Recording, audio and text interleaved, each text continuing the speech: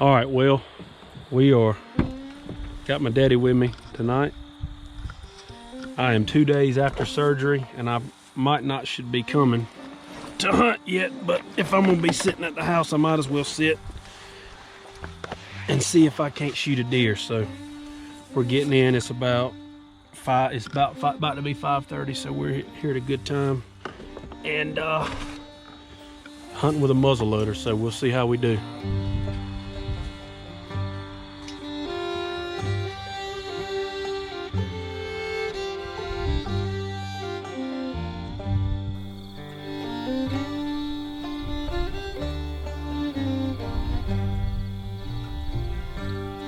All right, I couldn't do an exit interview because there was a buck out there, but Slick came in right there at very last shooting light.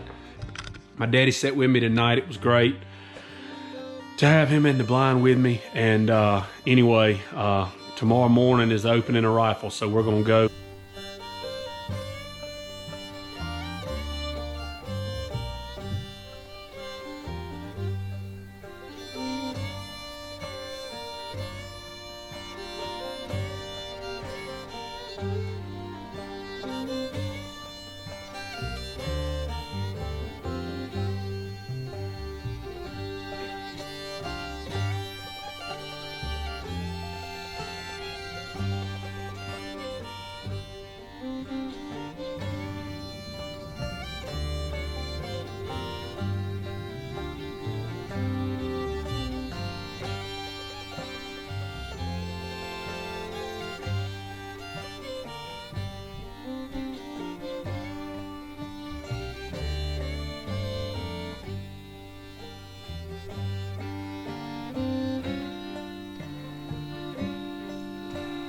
All right, well, opening day of rifle season, opening morning.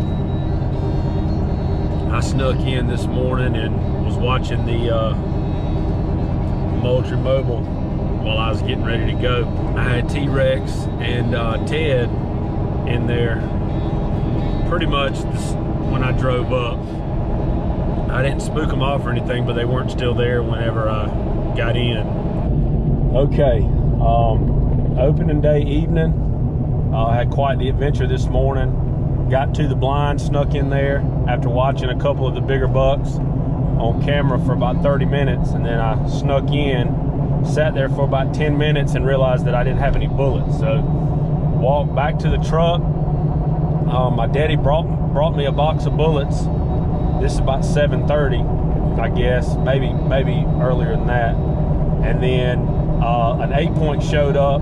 He's not a shooter, but he showed up while I was over there, and I was able to sneak back in without spooking him off, which is good news for this blind, meaning that I'll probably be able to hunt it in the morning even more. But I got company with me again tonight. We're going both be kind of shooters tonight, depending on any of the bucks that show up. The list, the 1 through 6 list is still there, but really the only buck that I would really want to kill the most obviously is T-Rex, but I might even let her shoot T-Rex if he showed up. So maybe. Anyway, it is a little bit after 5. It's low 70s right now. It's going to be in the mid 60s by the time we leave. So the weather's been great. It was in the 40s this morning. Anyway, trying to go get them, and we'll see what we can do.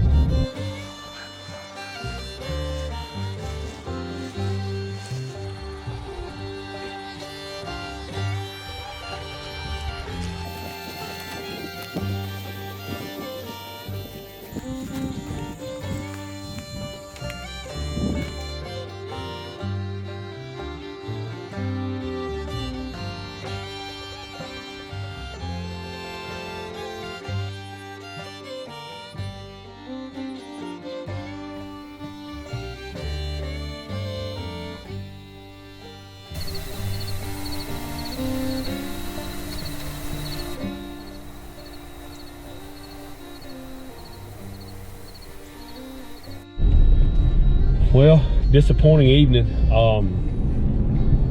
Nice, clear and cool evening. Figured we'd get a lot of deer moving. We had 4 does that we saw. But if I didn't know before tonight, I know now that these bucks are going pretty much leaning all the way nocturnal. So, all right, this is last night of fall break, going back to work tomorrow. You know, it feels like these deer have really pushed to be nocturnal, and that proved itself again last night. I've had a tough week, man, with this recovering and all, and it's getting warm this week. That's really the reason that I wanted to come tonight, is because it's gonna get warm again this week, and this is the last like cool night. We're in the mid to low 70s right now. It's gonna be in the 60s by the time the sun goes down. So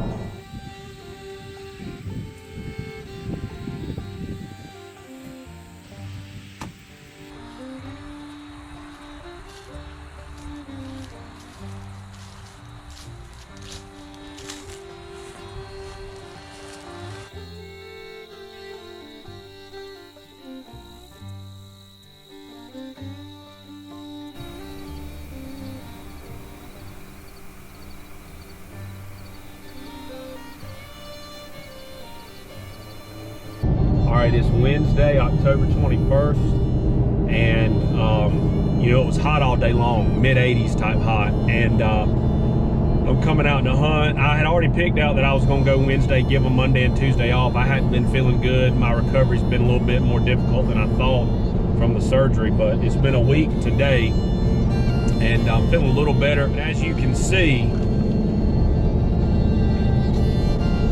it is pouring down rain, and it's gonna pour down rain till about 5:50, which I think is great. You know, I'm not quite to that magical week, the end of October, that I like to hunt in, but I am, you know, you hear a lot of people talk about the October lull, and it depends on who you talk to, whether they believe in it or not. I mean, it's pretty obvious right now that most of my bucks are walking at night. So one of my good buddies, Ryan Kirby, he is, he's going hunting in Illinois. He's leaving tomorrow. So I'm hoping that he's gonna get me some good footage, and we're gonna share that with y'all as well. He's somebody I expect will hunt with me on camera a few times this year before the year's over with. But anyway, we're here, we're gonna get going, and we're going to see what we can do.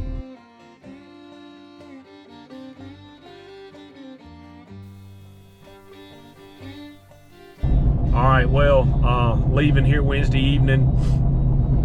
Saw the East Side 9 right there as camera light faded. Saw him for about 10 minutes after camera light, at where I could have shot him or another buck if they had come out with him. I did get to see him snort wheeze and run a doe off the pile of draw he was trying to eat. She came up trying to eat with him, and he snort wheezed and chased her off. That was pretty cool to see. Anyway, just waiting on one of those top 3 big bucks to show up like he just did. So anyway, we'll see. All right, gonna try to get in a quick hunt story. Next buck we're gonna talk about is a buck that we killed out here at Mizell, and we named him Hickey. We named him Hickey because he had this growth on his neck, and he was the biggest deer at the time that I'd ever had on camera. Beautiful 10-point, very symmetrical. Got some good video of him in a place that back then I called the secret spot. It was in a patch of cedars, and we just kind of cut a few of them down and planted a little food plot in there. It was very small, and I was hunting him way too close. I didn't know a lot about what I was doing back then. Anyway, never really had an encounter with him, and then the last night, it was the night of November 8th that turned into the morning of November 9th. It was my first year as a football coach, a varsity football coach, and here in my hometown. And what happened was we lost. It was the last game of the year. We were trying to see if we were going to make the playoffs, had to win to get in, and we got beat. Well, we wound up watching the film that night, and back then we used to stay up there a long time after the games on Fridays, and we stayed there. Shoot, man, it was around 5 o'clock or 5:30 before we ever left. And anyway, I drove back to the house, and I was gonna go hunting that morning anyway, so I'm pulling in, and this is where I lived out here back then. My wife and I lived in a single wide trailer right beside where I park right now. every time I go hunting. Anyway, I was gonna go hunting anyway. I had my rifle in the truck. I put it in there before the game because I didn't know what time we would get done. Well, we didn't get done. So the sun's coming up and I'm going hunting anyway, and I was gonna go home and change clothes. So I'm pulling around the long way just because I'm like, man, I can pretty much see now. Well, sure enough, I pull straight in, stop the truck, cut it off, open the door, look through it, see him. He's with 2 does standing out there. This is November the 9th morning now. Well, he's standing there broadside. He's not spooked from me, so I cut the truck off, get out, let the window down, prop on the truck, and I shoot. I shoot the first time. He doesn't do anything, so I didn't know if I'd hit him and he was just standing there or what. But anyway, I was able to get a second shot off, and this time he jumps and takes off running. Well, I just decided to go on home, and I'm gonna give him a few minutes and then I'm gonna come out and look. Well, I come back out to look and I can't find blood or anything, and a few days go by. Well, later on, we brought my niece and my nephew out here to our house to ride some buggy that they had gotten from a Christmas party. Now, this is not all the way at Christmas. This has been only about, it's not even December yet, I don't think. It's been a couple of weeks, and we're out here riding with them, and I pull up and I see this rack. I thought it was a shed at first, and then I get up on it and it's Hickey's rack, and basically I found where he had gone to lay down. It was the spot that I kind of left alone back then, where some deer bedded and things like that. But anyway, you could tell the coyotes had their way with him. I was excited to find him. I found him, kind of closed the door on him. Was my biggest buck that I had ever taken here on this property, the first buck I ever took on this property. And I was thankful to take him to my taxidermist and get him mounted and got him brought back to life as best we can with the growth on his neck. But in the meantime, a couple weeks passed, and I had gone back to hunt the back of the property where I knew where he crossed at. Well, I was sitting on the golf cart back there just trying to watch and see if he ever showed back up, and I had my rifle with me, and about 310 yards away, a buck crossed. And I got my gun up real quick, and I'm thinking it was him. I'm thinking since I didn't find him that I must have missed him and he survived or something. So I shoot. And I didn't know it at the time, but what happened was I hit the buck at about 310 yards away. I hit him in the butt. Well, he runs closer to me. He runs a circle, and he runs towards me, cuts across in front of me at about 60 yards, and I shoot him again and drop him.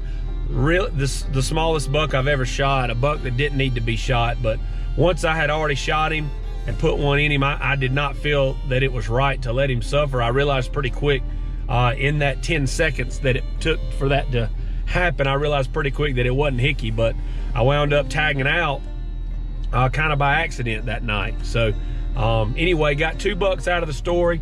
They're both on the wall. The smaller buck, the reason he's mounted is I mounted him myself when I was trying to learn how to do some taxidermy. That's the story on Hickey. The first buck of many out here on this property, and an exciting story, a crazy way to end it, but that's the story.